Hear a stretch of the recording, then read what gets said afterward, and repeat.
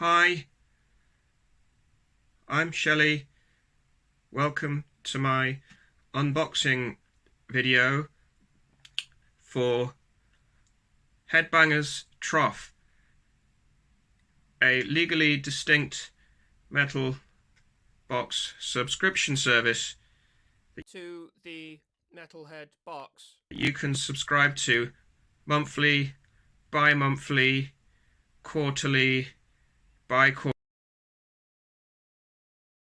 and bi-annually. They send you a box and it contains lots of good things for you to unbox and enjoy. So please keep watching to see what I got this month. They sent me a can of premium Carlsberg Danish Pilsner. We also have a CD, Simply the Best. This is a compilation CD from Warner Music. Let's see who we've got on here. Eric Clapton, UB40, Wet Cubed, oh no, sorry, Wet, Tears for Fears. Yeah, so lots of quality music on there that I'll play later. Next, we have a Darth Maul action figure. These used to come free inside boxes of cereal.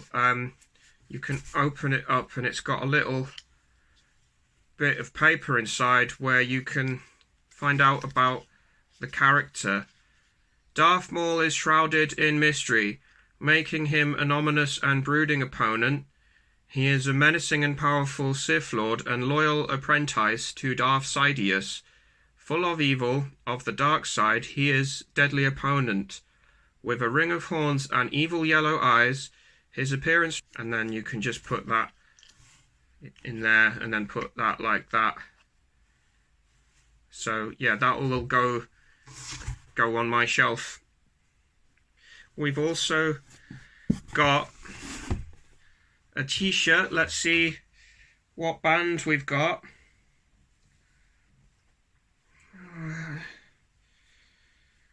Oh, I don't recognize the logo.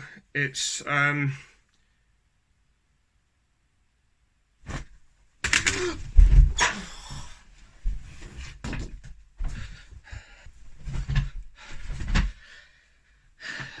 we've also got a t-shirt. Oh, it's inside out. Maybe feedback for next month. Make sure the t-shirts arrive the right way round, just in case anyone's also filming their unboxing videos. This band is a Dragon Sound. They're from the 1987 hit film Miami Connection. They had a very famous song called Against the Ninja.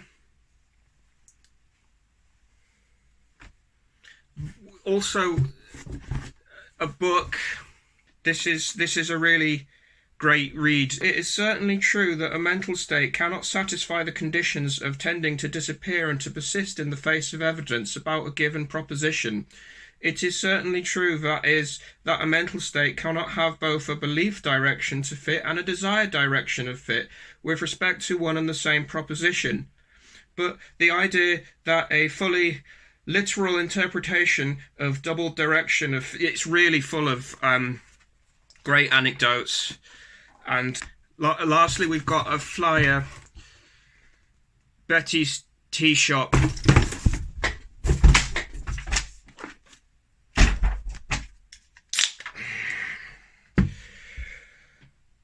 None of that's true, obviously. I made it up to be spiteful and mean about other people on the internet that subscribe to a service where they get a box of goodies sent to them each month. And I don't know whether I am being inflammatory, alarmist, just plain churlish in calling attention to it. After all, they're just buying things and talking about buying things. Is it a small business founded by well-meaning folk with a relatable desire to make money? Or insipid, vacuous cynicism? It's time we talk about these subscription boxes, I think. On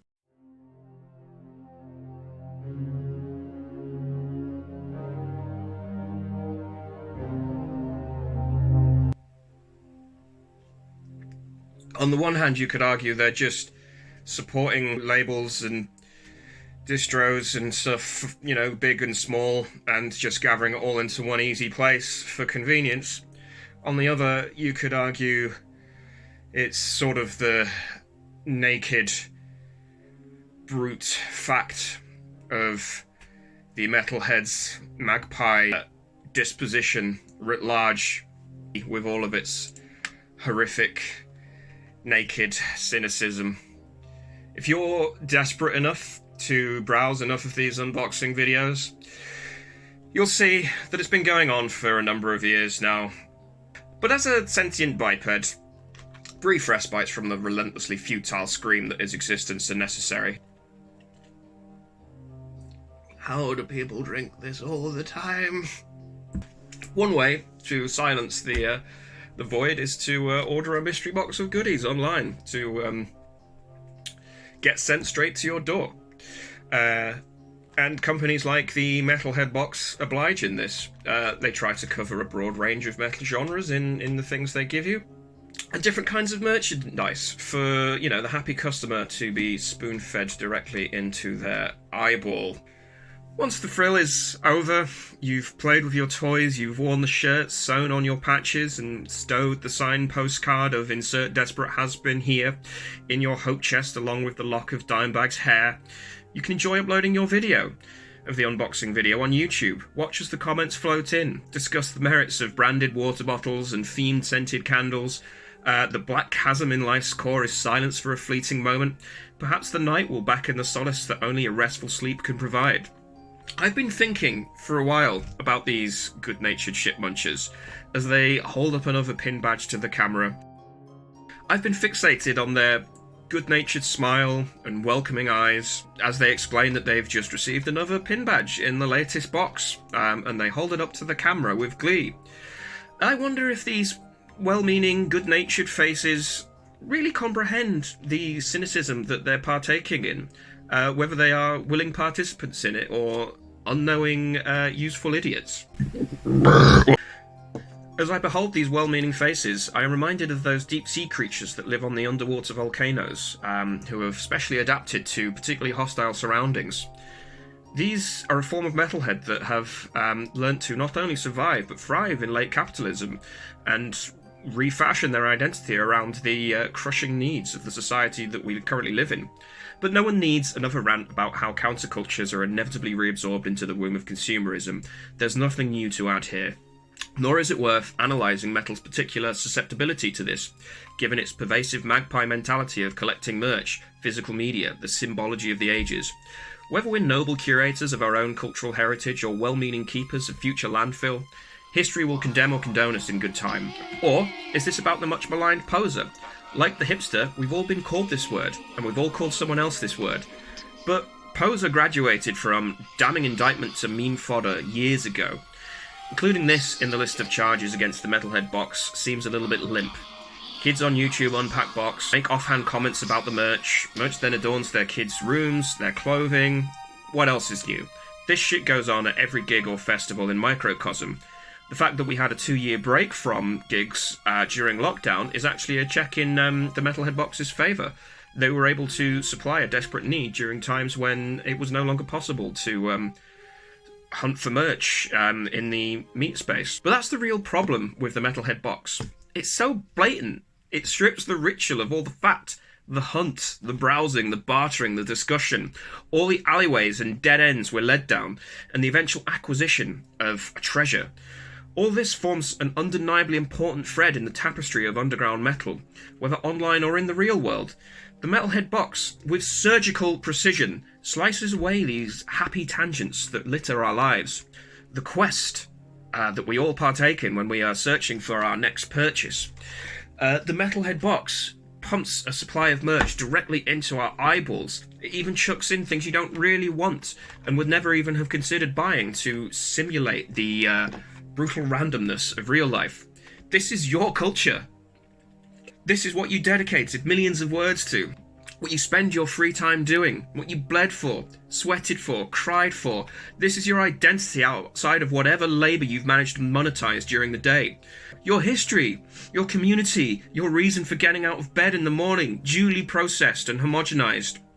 Packaged into a cardboard box, neutered of all jeopardy, spontaneity or frill. Order online to enjoy in the comfort of your living.